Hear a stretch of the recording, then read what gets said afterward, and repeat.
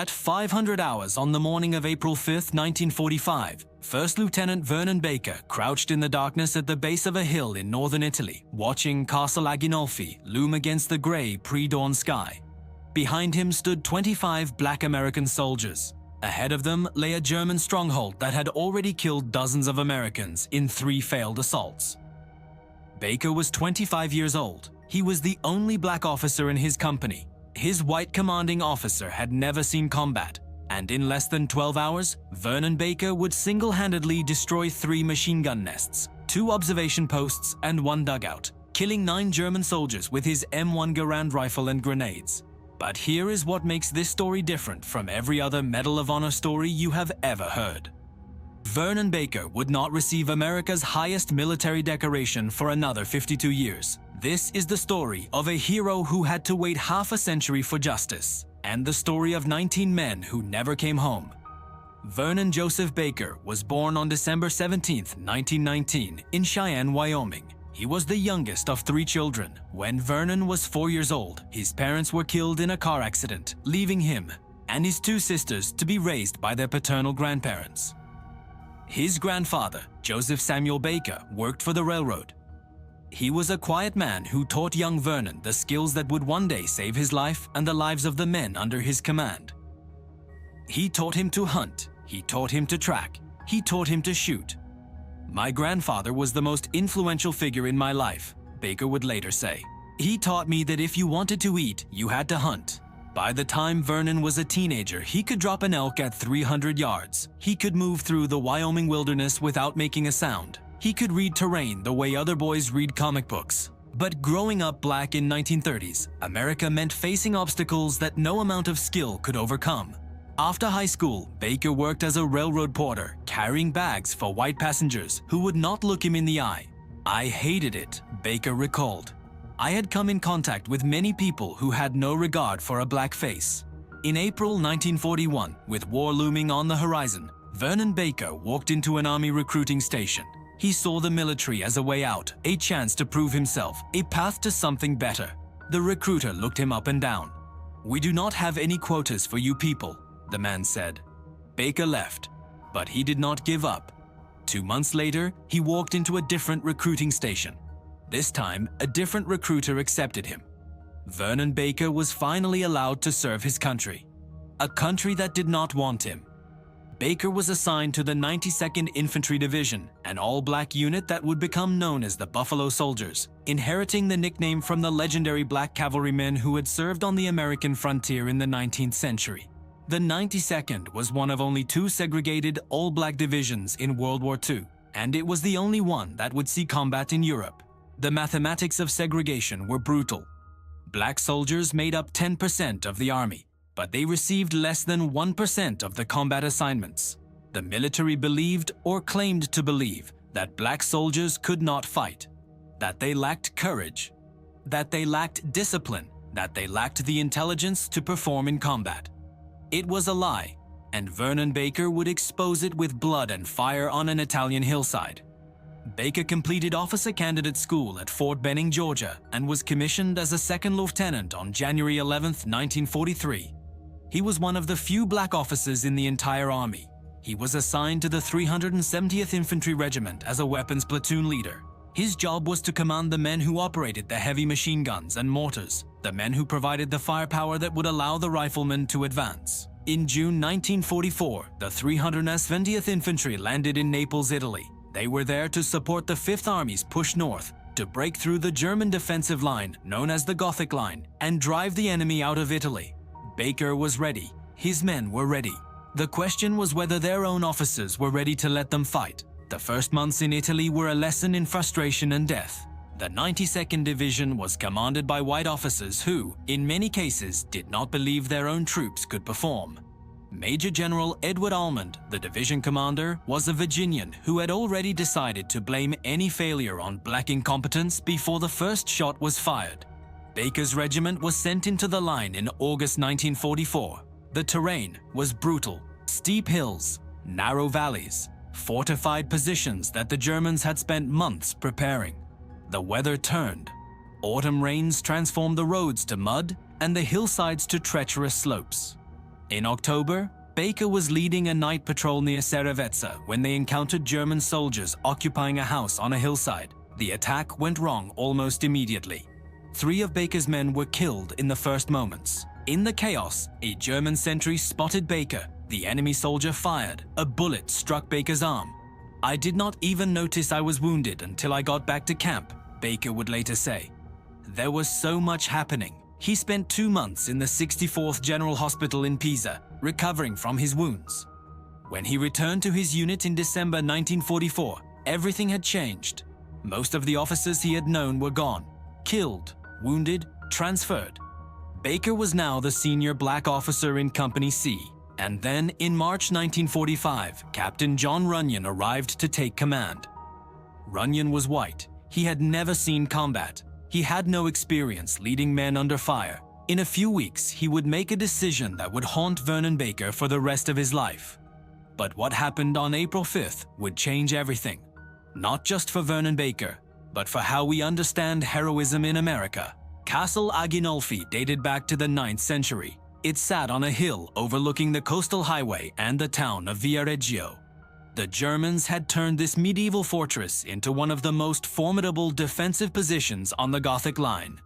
The castle and its surrounding hills were ringed with machine gun nests, mortar positions, artillery emplacements, and sniper hideouts. The positions were so well camouflaged that aerial spotters could not find them. Soldiers could not see them from 20 feet away. 3 previous American assaults on Castle Aghinolfi had ended in disaster. Each time, the attacking forces had been cut to pieces by interlocking fields of fire from positions they never saw coming. Now it was Company C's turn. At 0500 hours on April 5th, Baker led his weapons platoon forward, along with Company C's 3 rifle platoons. Their objective was Castle Aghinolfi, approximately 2 miles from their starting position. 70% of the men under Baker's command were replacements with no previous combat experience. They had never been shot at. They had never seen a friend die. They were about to experience all of it. Baker moved at the head of his platoon. He had removed his helmet because it impaired his hearing. He carried his M1 Garand rifle, 8 rounds in the clip, and grenades hooked to his webbing. The platoon advanced quickly, faster than the rest of the company. Within 2 hours, Baker and about 25 men had reached a position approximately 250 yards from the castle, on the south side of a draw. Baker began to reconnoiter for a suitable position to set up his machine guns. And that is when he spotted something. 2 cylindrical objects were pointing out of a slit in a mound at the edge of a hill. At first, Baker was not sure what he was looking at. Then he realized. They were observation scopes, German scopes. And behind those scopes were German soldiers, directing artillery fire onto American positions. Baker did not hesitate. He crawled forward, moving silently across the rocky ground the way his grandfather had taught him to move through the Wyoming wilderness. He reached the observation post. He thrust the barrel of his M1 Garand into the slit and emptied the clip. 8 rounds, 2 Germans, dead. Baker reloaded. He kept moving. A few yards ahead, he spotted a camouflaged machine gun nest. 2 German soldiers were inside, eating breakfast. They never saw him coming. Baker raised his rifle and fired. Both Germans fell, 4 dead, and the assault had barely begun. Captain Runyon appeared behind Baker, having finally caught up with the advance element. The 2 officers moved forward together, attempting to locate more enemy positions. A German soldier suddenly emerged from behind a brush pile and hurled a grenade directly at them. The grenade hit Captain Runyon's helmet. It did not explode. A dud. The German had thrown a dud grenade. The German soldier turned to run.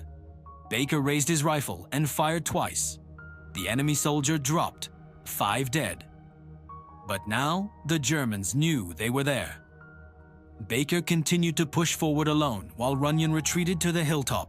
He came to a steep drop and could not see a way down until a German soldier emerged from a concealed path below. Baker shot him and followed the path the dead German had revealed. At the bottom, he found a dugout. The entrance was hidden by brush. Baker pulled a grenade from his webbing, yanked the pin, and dropped it through the concealed opening. The explosion was muffled by the earth, but the screams were not. German soldiers began to pour out of the dugout. Baker was waiting for them. He fired methodically. 1 round, 1 German. Reload. Fire again. When the firing stopped, Baker had killed at least 4 more enemy soldiers and destroyed the dugout. 9 confirmed kills, 3 machine gun positions, 2 observation posts, 1 dugout, all destroyed by 1 man. But the battle was not over. It was about to get much worse. By now, the Germans had identified the American position. Mortar rounds began to fall. The sound was unmistakable. The whistle, the explosion, the screams. Baker's men were dying. He looked around for Captain Runyon. The white commanding officer had disappeared. "Where's the captain?" Baker demanded. "Gone," someone told him. Said he was going for reinforcements. Baker felt his stomach drop. 3 miles behind enemy lines, no reinforcements, no orders, half his men already dead or wounded. Captain Runyon was not coming back. "I could not believe it," Baker would later say. "He just left us there to die." Baker was now in command. He had no communication with battalion headquarters. He had no support. He had wounded men who could not walk and dead men he could not carry. And the Germans were counterattacking. Baker gathered his surviving soldiers. There were 7 of them. 7 out of 25. "We have to withdraw," Baker said, "but we are not leaving anyone behind." The withdrawal was a nightmare. Baker personally covered the retreat, engaging German positions while his men pulled the wounded to safety. He destroyed 2 more machine gun nests with grenades, positions the assault force had bypassed on the way up. When they finally reached friendly lines, Baker was carrying his rifle in one hand and supporting a wounded soldier with the other. His uniform was torn. His face was black with dirt and powder residue. 19 men.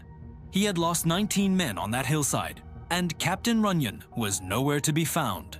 The following night, Baker volunteered to lead another assault on Castle Aghinolfi. This time, he would guide a battalion from the 473rd Infantry through enemy minefields and heavy fire.